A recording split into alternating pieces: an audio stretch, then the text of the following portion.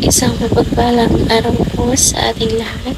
So, today is Tuesday and nandito pa rin tayo sa ating current series which is God's Guidance and Decision Making. So, this is our second installment for this series since today nga is Tuesday.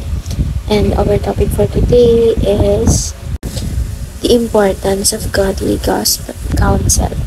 So, in connection to our topic for today, ang Bible verse na ating tatalakayin ay ang Proverbs chapter 15, verse 22.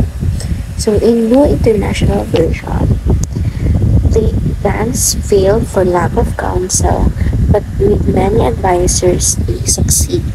So, in Filipino translation naman, or in ang salita ng Diyos, Tagalog Contemporary Bible Version. Mabibigo ka kapag hindi ka humihingi ng payo tungkol sa iyong mga pinaplano. Ngunit kapag marami kang tagapayo, magtatagumpay ang mga plano mo. So, dito pala ako sa sense natin ng word na guide. Diba? Kasi kapag pinapairal natin ng guide natin, is hindi tayo tumatanggap ng criticisms or payo from other people. Diba? So, we always take them as unsolicited kasi feel natin naaapakan nila tayo. Parang hindi natatig ng guide natin na binututuro sa atin na parang may mas magaling sa atin, diba? So, para mas lumalim pa itong talakayan natin, is proceed tayo sa ating teaching. Number 1, pride is a perfect recipe for failure.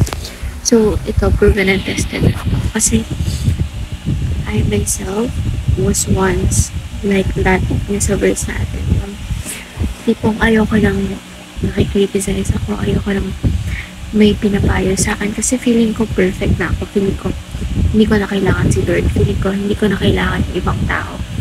Yung parang ano ba, parang kaya mo na lahat gawin ng bagay sa mundo na hindi mo kailangan na tulungan, diba? Parang gano'n.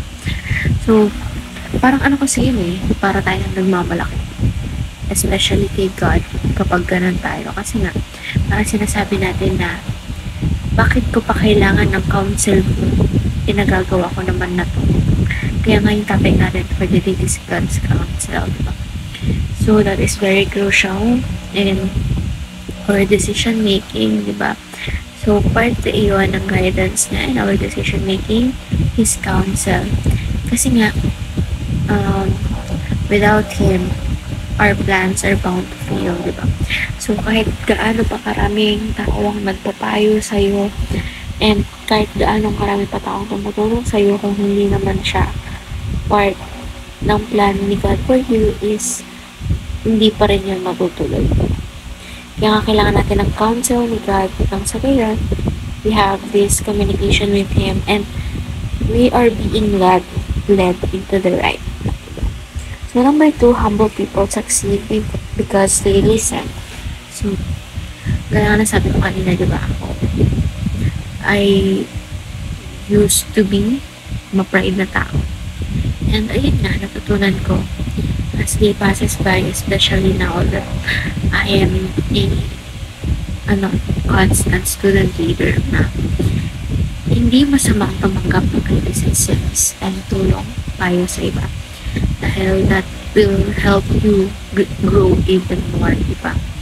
So, for example, ikaw, pinapayuhan ka ng mga seniors mo, diba? So, we should not take that as an insult na, ay, mas magaling pala to sa akin.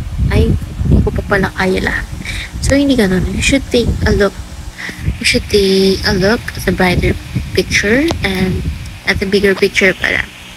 And isipin natin, especially na si God, kasi yung counsel niya yung pinakakailangan natin. In everything that we do, we have to consult Him. We have to communicate with Him kasi nga, siya yung nag-guide sa atin when it comes to our decision making, diba? Kasi hindi tayo pwedeng mag-decide ng sarili lang natin kasi nga, we are bound to feel, diba? Yung emotions natin, madalas nangunguna sa atin yan. Kaya, dapat talaga isinihin natin yung guidance ni God. And ayun, lagay nga nasabi dito, humble people succeed because they listen. And number 3, God often speaks through godly counsel. So, yung guidance ni God sa atin, yung way ng pakikipag-usap niya sa atin is through godly counsel niya. Like, or a godly counsel is biblically grounded, spirit-led, and God-glorifying. So, pasok na pasok tong tatlong elements na to dun sa godly counsel na tinutukoy natin for this devotion.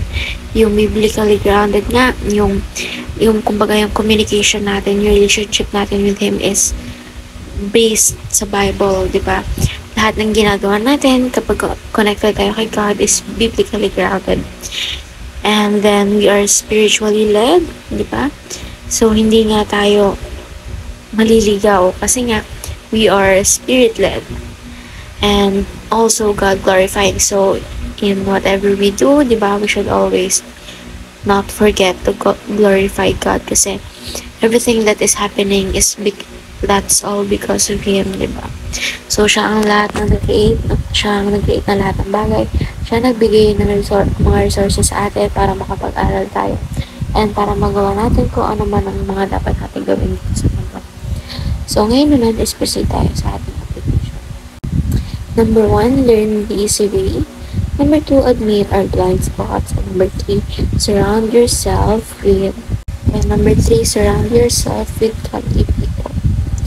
So, for our discussion part, by now, after watching this devotion, you should be able to identify the reasons as to why do proud people succeed less than the humble one.